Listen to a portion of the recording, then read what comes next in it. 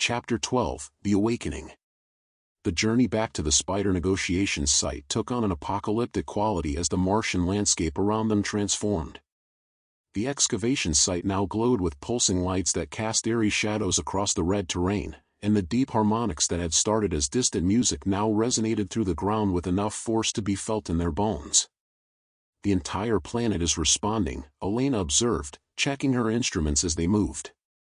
Seismic activity is increasing globally.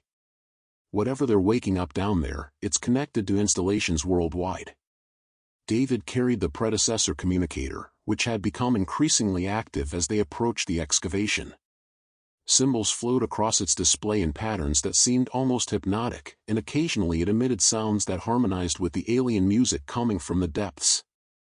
It's trying to communicate with the awakening systems, David realized. This device isn't just a communicator, it's some kind of interface key. Webb was monitoring their route while keeping watch for spider patrols. Multiple contacts moving toward the excavation site. Spiders from all directions, but they're not paying attention to us. They're focused on the awakening, Jack Harper said. This is probably the most significant event in their species' history. As they crested a ridge overlooking the excavation, David got his first clear view of what the spiders had accomplished. The pit now descended at least a kilometer into the Martian crust, its walls lined with machinery that pulsed with bioluminescent patterns. At the bottom, barely visible through the alien glow, massive structures were rising from depths that had been sealed for millennia. "My God," Maria Santos whispered. "It's beautiful." It was beautiful, in an utterly alien way. The rising structures seemed to be grown rather than built, their surfaces flowing with patterns of light that suggested vast intelligence and purpose. As they watched, the structures continued to emerge, revealing architecture that challenged human understanding of both aesthetics and engineering. "Predecessor construction," Elena said in awe. "We're watching a civilization return to life." The communicator in David's hands suddenly blazed with activity, its display showing complex interactions between multiple systems. A voice spoke from it, not the spider translator they'd encountered before, but something deeper, more resonant, carrying harmonics that suggested vast age and wisdom. "Children of distant worlds, you have returned to the realm of the Guardians." David nearly dropped the device. This wasn't the spider they'd negotiated with, this was something else entirely. "Who are you?" David asked. "We are the guardians of Mars, the shepherds of this world's life, the keepers of the deep knowledge. You are the ones called humans, the young species that seeks to claim worlds not their own." Elena stepped closer to David. "Ask them about coexistence." "We seek to coexist," David said into the communicator. "To share this world peacefully." The response came laden with what might have been amusement. "Share? Child species, you do not share, you consume. We have observed your kind for the span of your brief civilization. You take, you expand, you exhaust resources and move on to new territories." David felt a chill, but pressed on. "Some of us have learned differently. There are humans who have lived on Mars for 40 years, working with your guardians, maintaining sustainable populations. Yes, the hidden ones. They have shown wisdom in their smallness, in their recognition of proper boundaries. But now you bring many more, hundreds who would transform this world into a reflection of your dying planet."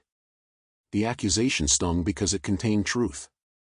Earth's environmental problems were part of what drove the colonization effort, the search for new worlds to exploit when the old ones were exhausted.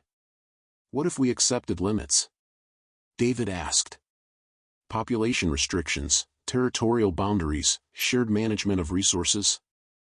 The Guardian's response took time, and David could hear harmonics suggesting consultation with others. "You would accept the authority of the Guardians in matters of planetary stewardship? If it meant both species could survive and thrive here, yes. And your breeding populations would remain within sustainable parameters?" David looked at Elena, who nodded grimly. They both understood what was being asked. A human presence on Mars would have to remain small, carefully managed, and subordinate to alien oversight. "Yes," David said. Another pause, longer this time. Around the excavation site, David could see spiders gathering in organized formations, their movements suggesting they were receiving instructions from the awakened guardians. "The compact may be acceptable," the guardian finally said. "But first, you must demonstrate your species' commitment to these principles. The breeding colony approaching this world must be turned away. Only a small diplomatic mission will be permitted to establish the formal agreements." David's heart sank. 800 people have prepared for years to come here. Their lives, their families, their futures are invested in this mission. "Their futures lie in accepting the limitations of a finite universe," the Guardian replied. "This world cannot support unlimited human expansion. It can support a small, carefully managed human presence that recognizes Guardian authority and spider territorial rights." Elena was monitoring their communication link to orbit. "David, I'm picking up transmissions from the Endeavor. They're trying to reach us." David activated the link, hoping the predecessor technology could boost their signal through the interference. Commander Walsh's voice came through, heavily distorted but understandable. "Pathfinder. Endeavor. Earth Command, authorization, negotiate. Commander, this is David. Can you hear me clearly?" "Barely, interference increasing, what's your status?" David looked out at the awakening alien civilization, at the spiders gathering in formations that suggested imminent action, at his human companions who had risked everything to help him reach this moment. "Commander, I'm in active negotiation with the planetary authorities. They're willing to accept a limited human presence, but the main colonization mission must be delayed indefinitely. Negative, 800 colonists, political pressure, cannot abort." The Guardian's voice spoke from the communicator with new urgency. "Your orbital vessel continues its approach. If the large colony deployment proceeds, we will consider it an act of invasion. The spiders will mobilize to defend their territory, and the Guardians will act to preserve planetary stability." David understood the implications. "Commander, the indigenous population considers the colonist deployment to be an invasion force. If those ships land, we'll be at war with a technologically superior species that has home field advantage. Orders from Earth, proceed as planned, you have 6 hours to return to orbit." The communication link dissolved into static as the interference intensified. David stared at the silent communicator, realizing that he was caught between two civilizations that seemed incapable of understanding each other. "The compact is withdrawn," the Guardian announced. "Your species lacks the authority to make meaningful agreements. We will deal with the invasion as necessary."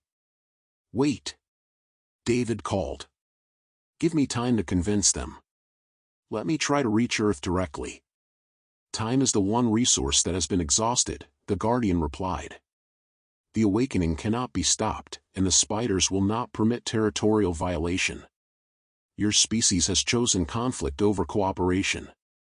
Around the excavation site, the spider formations were beginning to move, spreading out across the Martian landscape with military precision.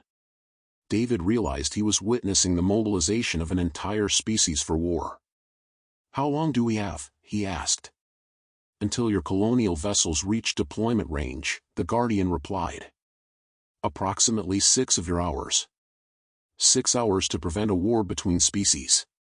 6 hours to find a solution that could satisfy human ambition and alien sovereignty. 6 hours to prove that humanity could be something more than a plague of consumption spreading across the galaxy." David looked at his companions, representatives of humanity's best qualities, people who had proven that coexistence was possible. If anyone could find a solution, it would be them. "Then we'd better get to work," he said. Chapter 13, Desperate Measures.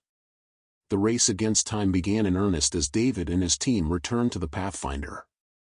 The Martian landscape around them was transforming as more predecessor installations came online, creating a network of pulsing lights that extended to the horizon. The planet itself seemed to be awakening from a long sleep. "We need to reach Earth directly," David said, working frantically on the ship's communication array. "If we can bypass the Endeavor and speak to Earth Command, maybe we can get authorization to negotiate properly." Elena was monitoring the global situation through their sensor network. "It's not just local anymore. I'm detecting similar awakenings at sites across Mars. The Guardians aren't just returning, they're reactivating their entire planetary infrastructure. Webb studied the tactical displays with growing concern. Spider movements are coordinated on a global scale. This isn't a local defense, it's a planetary mobilization. They're preparing for major conflict. Dr. Morrison's alien communicator continued to provide updates from the Guardians, and the news was increasingly grim. The colonial vessels have been detected at the edge of the approach corridor, David announced. The Guardians are interpreting their continued advance as confirmation of hostile intent. Jack Harper, who had spent his entire life on Mars, spoke quietly. Maybe they're right. Maybe humanity isn't ready for this kind of responsibility. We can't think like that, Maria Santos replied firmly. There has to be a solution that doesn't involve the extinction of either species. David finally managed to establish a weak but direct link to Earth, bypassing the Endeavor's communication relays. The response came from General Patricia Rodriguez, commander of Earth's space operations. This is Earth Command. Identify yourself. General Rodriguez, this is astronaut David Chen, currently on the Martian surface. I need to speak to you about the Mars colonization mission. Chen? You're supposed to be establishing the landing site for the colonial vessels. What's your status? David took a deep breath and launched into the most important briefing of his life. He explained everything, the secret colonies, the spiders, the awakening Guardians, and the imminent threat of interplanetary war. General, Mars is not an uninhabited world. It's home to an advanced civilization that's been dormant for millennia. They're willing to accept a limited human presence, but they will not tolerate large-scale colonization. The response was predictably skeptical. Chen, you're describing first contact scenarios that have no precedent in our protocols. These claims require extraordinary evidence. I'm transmitting all our data now, David replied, uploading everything they'd collected about predecessor technology, spider intelligence, and the underground human colonies. General, we have 43 humans who have been living here successfully for 40 years. They've proven that coexistence is possible, but only within sustainable limits. While the data transmission proceeded, Elena reported increasing spider activity around their position. They're not threatening us directly, but they're definitely preparing for something big. The Guardian voice spoke through the communicator. Young human, your species leaders show no sign of altering their course. The colonial vessels continue their approach. We will soon be forced to demonstrate the consequences of territorial violation. What kind of demonstration? David asked, though he was afraid of the answer. Your orbital vessel will be given one opportunity to withdraw. If it remains in Martian space after the deadline, it will be disabled. David's blood ran cold. You can reach orbit? Child, we have maintained this world for 50,000 years. Your primitive chemical rockets pose no significant challenge to Guardian technology.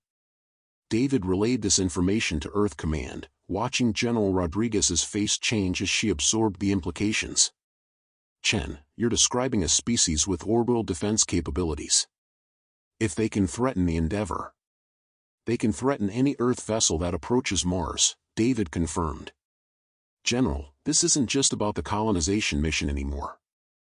This is about humanity's future relationship with the only other confirmed intelligent species we've encountered. Webb was studying the sensor readings with increasing alarm. David, massive energy buildups at installations across the planet. They're not bluffing about their capabilities. The decision point was approaching rapidly. David could see the Endeavor in the Martian sky, a bright star moving against the backdrop of alien aurora created by the awakening predecessor technology. General Rodriguez, I'm requesting immediate authorization to negotiate a formal treaty with the Martian authorities.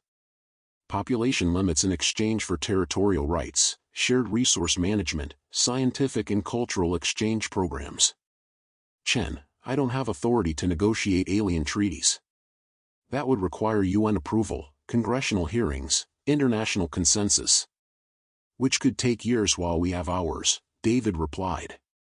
General, sometimes field commanders have to make decisions that go beyond their written orders. The survival of both species may depend on it. Elena suddenly looked up from her sensors. David, we have company. Through the Pathfinder's viewport, David could see 3 spiders approaching. But these weren't the warriors they'd encountered before. They moved with different postures, and one of them carried what appeared to be a ceremonial staff covered with the same bioluminescent patterns they'd seen on the predecessor installations. The lead spider activated the communicator system. Human David Chen, the Guardians have requested direct communication with your planetary leaders. Will you facilitate this contact? David looked at the face of General Rodriguez on his screen, then at the alien delegation outside his ship. History was being made in real time, and he was the bridge between 2 civilizations that could either learn to coexist or destroy each other trying. General, the Martian authorities want to speak directly with Earth leadership. I'm going to put them through.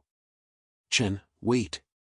But David was already configuring the communication link, using the predecessor technology to boost the signal. For the first time in human history, Earth was about to receive a direct communication from an alien intelligence. The Guardian's voice filled the channel, its harmonics creating an otherworldly backdrop to the most important conversation in human history. Leaders of Earth, we are the Guardians of Mars. Your species stands at a crossroads. Choose wisely. Chapter 14, The Treaty. The first direct communication between Earth and an alien civilization began with carefully chosen words that would echo through history. General Rodriguez, clearly out of her depth but rising to the occasion, responded with military precision. This is General Patricia Rodriguez, representing Earth Command. We acknowledge your communication and your sovereignty over Mars. The Guardian's response carried undertones that suggested surprise. You acknowledge our sovereignty? Your colonial vessels suggest otherwise. David watched the conversation unfold while monitoring the tactical situation. The spiders around the excavation site were holding defensive positions, but their weapons remained trained on the sky where the Endeavor continued its approach. The colonial vessels were dispatched before we understood the situation, Rodriguez replied. We can order them to maintain distance while we negotiate proper protocols. Proper protocols, the Guardian repeated. Define this concept as your species understands it. Elena was working with the sensor array, providing David with real-time updates on the Martian mobilization. Energy signatures are stabilizing, she reported. I think they're waiting to see how this conversation goes.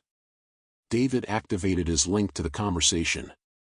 General, the Guardians have outlined specific requirements for human presence on Mars.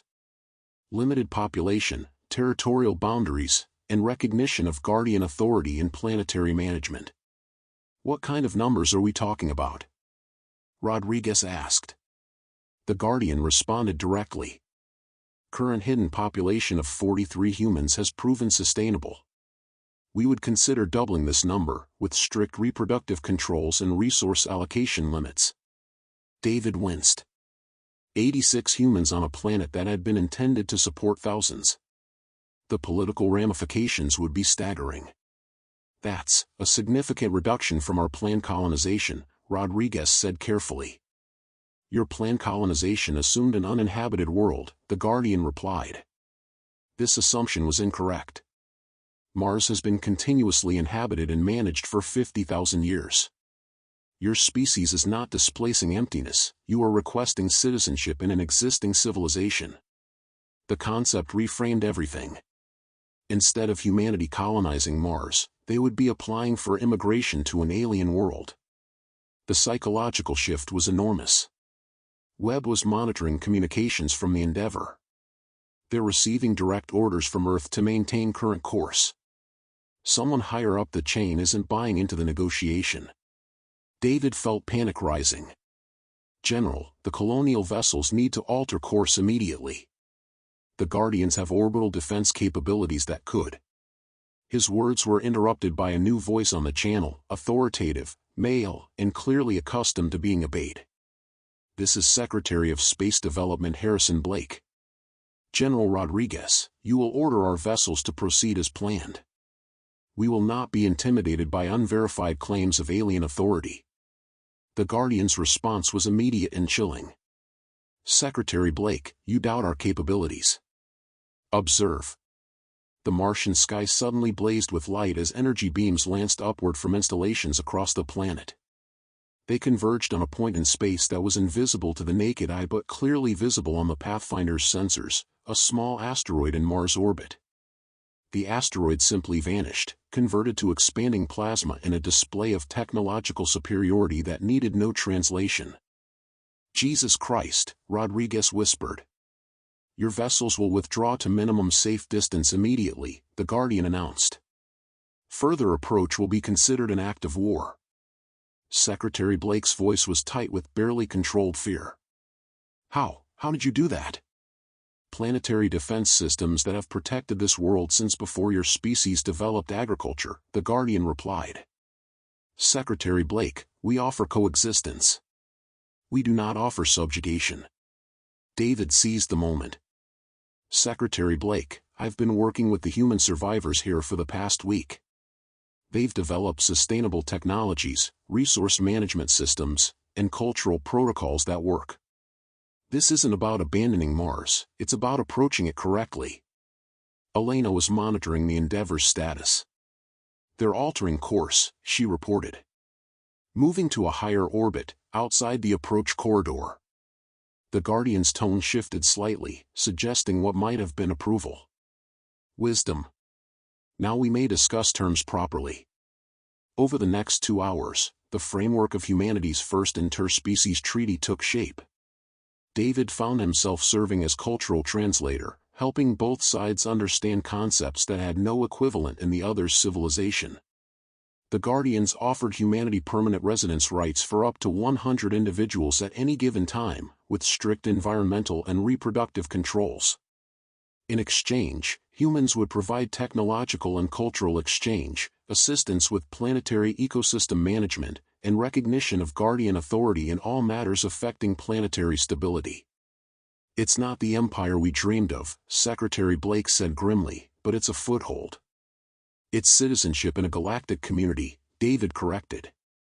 The Guardians have been observing human development for millennia. This treaty isn't just about Mars, it's about humanity proving we're mature enough for interstellar civilization. The Guardian confirmed this interpretation. Other worlds watch this interaction, human David Chen. Your species' choices here will determine how the galactic community receives you. As the treaty negotiations continued, David found himself thinking about the journey that had brought him to this moment. He'd come to Mars as a pioneer, expecting to plant humanity's flag on a virgin world. Instead, he'd become humanity's first interplanetary diplomat, helping to negotiate humanity's entry into a community they'd never known existed. There's one more thing, the Guardian announced as the formal agreements neared completion. The human population currently hiding in the underground installations has developed technologies and cultural adaptations of significant value. They will form the core of the new diplomatic colony, serving as cultural bridges between our species. Webb stepped forward. Guardian, we've been hiding for 40 years. We're not diplomats. You are survivors who have learned to respect this world's limits, the Guardian replied. You have proven that humans can adapt and coexist. You will teach these skills to the new arrivals.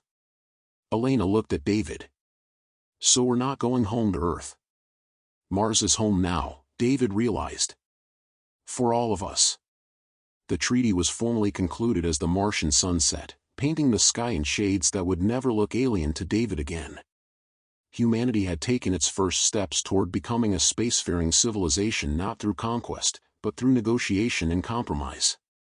But David knew this was just the beginning. The real test would come in the years ahead, as both species learned to live with the promises they'd made to each other. Chapter 15, New Beginnings. 6 months after the Treaty of Mars was signed, David stood on the observation deck of the newly constructed diplomatic station Alpha, watching the sunrise paint the Martian landscape in familiar shades of gold and red. The underground colony of New Olympia had been expanded into a proper surface facility, its architecture blending human engineering with predecessor design principles that the Guardians had shared. Commander Sarah Walsh approached, her expression still showing signs of the culture shock that all the new arrivals experienced when they first encountered the reality of life on Mars. The cultural adaptation programs are ahead of schedule, she reported. The new diplomats are adjusting well to Guardian oversight protocols, and the scientific exchange programs are producing remarkable results. David nodded, watching as a mixed group of humans and spiders worked together on the construction of a new research facility. The sight still amazed him, two species that had been at war 6 months ago now collaborating on projects that advanced both civilizations. Dr. Morrison's archaeological team has made another breakthrough, Walsh continued. They've discovered predecessor archives that contain the history of 17 different species that have achieved interstellar civilization. Apparently, first contact scenarios like ours are considered relatively successful. Relatively successful? Most species try to fight their way into the galactic community, Elena said, joining them on the observation deck. She wore the insignia of Mars Colonial Administrator, a position that hadn't existed before the treaty but was now essential for managing human affairs under Guardian oversight. We're apparently only the third species to achieve membership through diplomatic means. David looked out at the Martian horizon, where Guardian installations had become visible as their cloaking systems were gradually deactivated. The planet was revealing itself to its new human residents, showing them wonders that had been hidden for millennia. Any word from Earth on the second diplomatic mission? David asked. Delayed again, Walsh replied. Political opposition to the population limits is still strong. Some factions want to renegotiate for larger numbers. Elena shook her head. They still don't understand. This isn't about what humanity wants, it's about what Mars can sustain. The Guardians have been managing this planet's ecosystem for 50,000 years. They know what they're talking about. A chime from David's communicator interrupted their conversation. The device, now a hybrid of human and predecessor technology, displayed an incoming message from the Guardian Council. Human David Chen, your presence is requested at the Depth Council chambers. A matter of galactic significance has arisen. David looked at his companions. Galactic significance was never a phrase to take lightly when coming from beings who had been observing interstellar civilization for millennia. The journey to the Depth Council chambers took them through parts of the predecessor installations that had only recently been open to human access. The architecture was breathtaking, flowing organic shapes that seemed grown rather than built, decorated with patterns of light that conveyed information through direct neural interface. Guardian Prime, the eldest of the awakened predecessors, greeted David in the council chamber. The being was humanoid but clearly adapted to Mars over geological timescales, taller and more slender than Earth humans, with skin that had a crystalline quality and eyes that seemed to hold the weight of eons.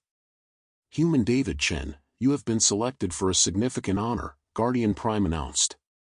The Galactic Council has reviewed humanity's successful integration into the Martian ecosystem and wishes to extend an invitation. What kind of invitation? To represent your species in the broader galactic community, Guardian Prime replied. Other worlds, other species, other challenges that will test humanity's ability to coexist with intelligence greater than your own. David felt the weight of responsibility settling on his shoulders once again. Are you saying there are other planets like Mars? Other sleeping civilizations? Child, the galaxy is ancient and filled with wonders beyond your current comprehension. Mars was your species' first test, a relatively simple scenario involving only 2 intelligent species on a single world. The broader community presents challenges that will require all the wisdom your species has gained here. Elena stepped forward. What about the humans on Mars? We're still learning how to live here ourselves. The Martian colony will continue to grow and develop, Guardian Prime assured her. But always within the parameters that ensure planetary stability. You have proven that sustainable coexistence is possible. Now that knowledge must be shared with others. Over the following weeks, David learned about the vast network of civilizations that span the galaxy, species that had achieved interstellar travel not through conquest but through cooperation, planets where multiple intelligent species had learned to share resources and territory, and ancient races that served as mediators for younger civilizations learning to navigate the complexities of galactic society. "It's not Star Trek," Dr. Morrison observed as they reviewed the galactic databases the Guardians had shared. "It's more like an incredibly complex diplomatic ecosystem where every species has to prove they can play well with others before they're allowed to expand beyond their home systems." "And we passed the test?" David asked. "We passed the first test," Morrison corrected. "The real challenges are yet to come." The day of departure arrived sooner than David had expected.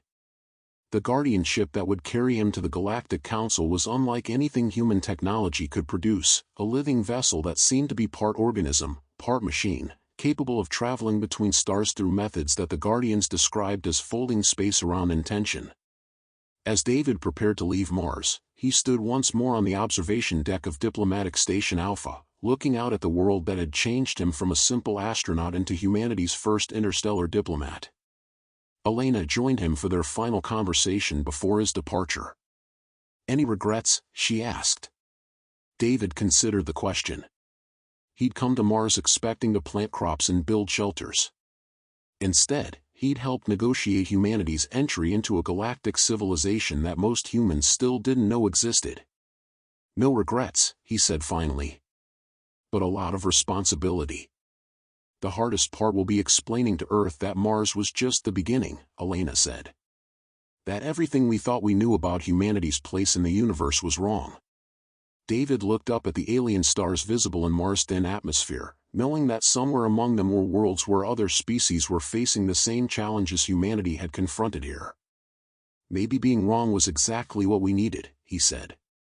"Maybe learning to be wrong, to adapt, to compromise, maybe that's what makes a species ready for the galaxy." As the Guardian ship prepared for departure, David took one last look at the red planet that had become humanity's gateway to the stars.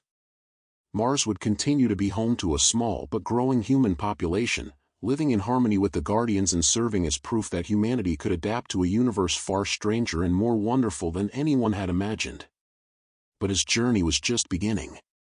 Somewhere among the stars, other worlds waited with their own tests, their own challenges, and their own opportunities for humanity to prove that it could be more than just another aggressive species seeking to consume the galaxy.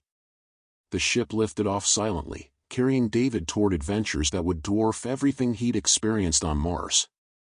Behind him, the red planet continued its ancient rotation, now home to two species working together to build a future neither could have achieved alone.